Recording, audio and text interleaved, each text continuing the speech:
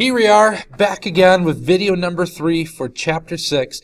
We're going to talk about some urban problems and then kind of switch gears and talk about some more positives come about from this time period. But, as always, I guess a little short story. So, I know you guys over break probably had a lot of fun. I played a little bit too much Fortnite, but I read a book on the history of glue, and it was literally so good, I just can't seem to put it down.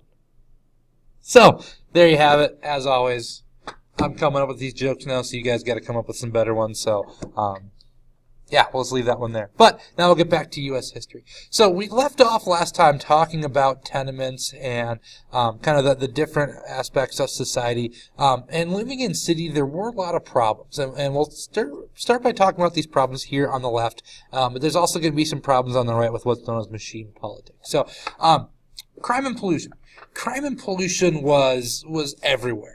To kind of put it, just giving you guys the facts. Crimes, there was a lot of murder, there was a lot of assault. You actually could rent a gun by the hour, which just seems like a horrible, horrible idea. But crime was going to be very widespread. Now, there was a lot of police departments, but a lot of the police, they were very corrupt. Some just kind of turned a blind eye to the crime. Some kind of turned a blind eye to the corruption.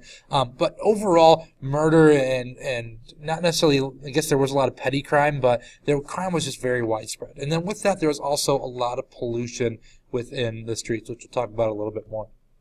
One thing about tenements, they were built very, very close together. And just like we talked about, I use, my hand motion again, if New York City is here, they're not going to expand out, they're going to expand this way, they're going to start to build up. But they're going to put these houses as close together as possible. Land is very, very expensive. And it's just like today, again, I use the example, if you've ever gone to these big cities and you've seen just exactly how close the houses are, that's going to be because it's just so much money to afford property there. But one of the downfalls, especially of tenements, if one of the tenements starts on fire, in all likelihood, the entire complex is going to start on fire as well. There wasn't a lot of fire prevention protocols put into place because they built everything as cheap as possible, which meant that a lot of stuff that they had would burn easily. But fire was going to be very widespread. There's also pollution, as I said. There was horse manure in the streets. They did not clean the streets very well. And actually, cleanings were very far and few between. There was smoke, soot, and ash from the coal and the wood fires. Basically, all that kind of stuff. You didn't really have, like today, where you take the garbage out and someone comes and picks it up. It was, we have trash, throw it in the street. Someone else's problem, someone else's issue. And with that, you also get disease. Typhoid fever, cholera, both very deadly, both very much in these larger urban areas. So there's just a couple of different aspects about how life was going to be difficult with crime and disease and fire and that pollution. But we also get to corruption with something that's going to be known as machine politics. And I don't necessarily have a lot of definitions on here, but it's a good idea to add those as well. We have political machines, first of all. Now, a political machine, this is a very informal political party. They form basically to try to get as much money as possible. Now, they make a lot of promises. Not many of those promises are going to be kept. So, party machine, informal political group. A party boss, they are the leader of that group.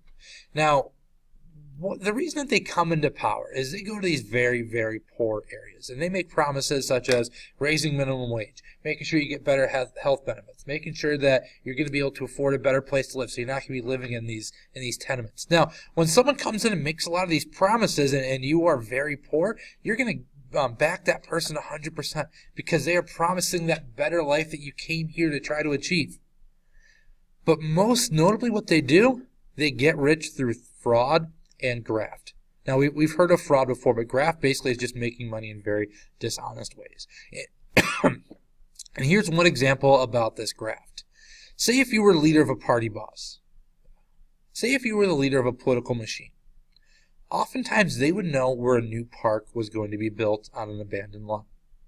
So what they would do, they would go and buy that lot for very, very cheap and build the park on it. However, before they build the park, the city has to buy that property.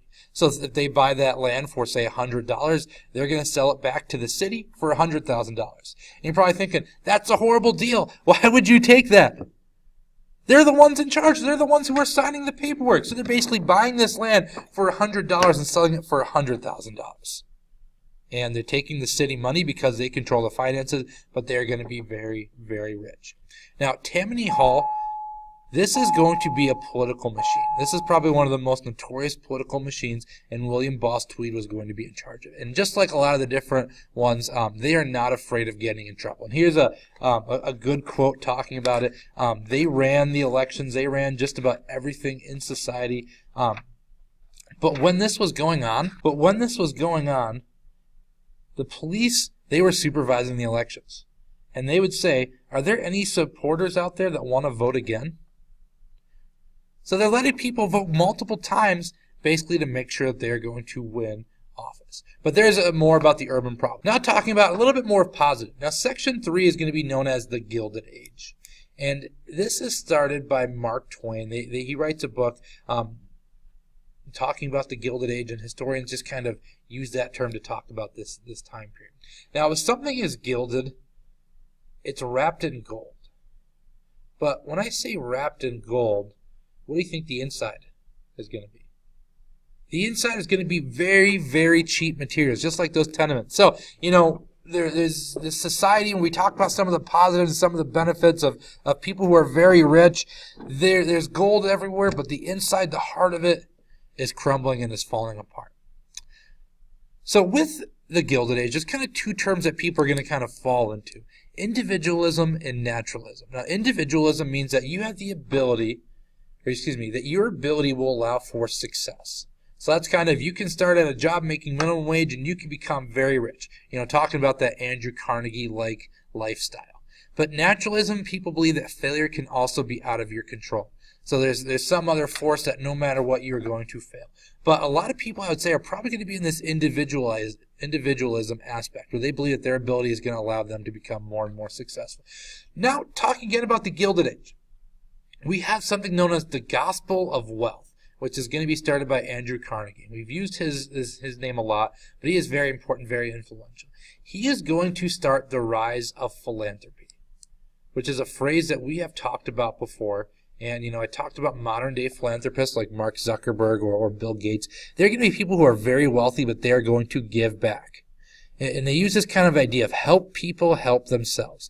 They know that they are very lucky and very fortunate to have the money that they have, so they're going to give a lot of it away. So they're going to start to build schools, hospitals, libraries. It's not just going to be stopped there. We also have the rise of like the Salvation Army, the YMCA, the Settlement House. Jane Addams is very influential with something known as the Whole House. In a settlement house, what this is going to refer to is immigrants who are coming into these cities. I know I talked about that 50-cent tax per head. They maybe were able to afford that but not find a place to live afterwards. Settlement houses are going to be for immigrants to come and live in that and receive an education in the United States. But, you know, with all this, we have philanthropy. We have people who are starting to save more money, and they're going to start to give that money back. But with that, we also are going to start to have people looking for more fun activities that are going to start to come around. So talking about those fun activities, in cities, saloons are going to be probably the number one spot used for recreation. And saloons, you can kind of talk and see how many they have. They often outnumber grocery stores and meat markets. So they're going to be very widespread, but a lot of people look at saloons as kind of increasing poverty because people are addicted to alcohol. They're going to come and spend all their money here. But saloons are going to be one way as people are going to start to use that as an activity for after work. And then with that, again, other activities, I don't necessarily have a lot listed on here, but we have like baseball games, we have people going to amusement parks, ragtime, you know, really all these different ways that are people just going to go out and kind of have fun. They have extra money, so instead of just kind of keeping that or building another house, they're going to go out and kind of experience life. Just like a lot of you guys today. When you have extra money, I'm willing to say not many of you are going to save it. You go to movies, you go and go to Bismarck, go out to eat and that kind of stuff. But with that, another important thing, the Interstate Commerce Act is going to regulate rates on shipping for all industries. But this is, it ties in here for chapter 3, or excuse me, with section 3, because of the Gilded Age, where everything's going to kind of be looked at as the gold standard. But on the inside, the government is going to start to regulate trade. They're going to make sure that they are going to be able to tax and kind of have a lot of control, and make sure that the money is going to go back to communities in various different ways.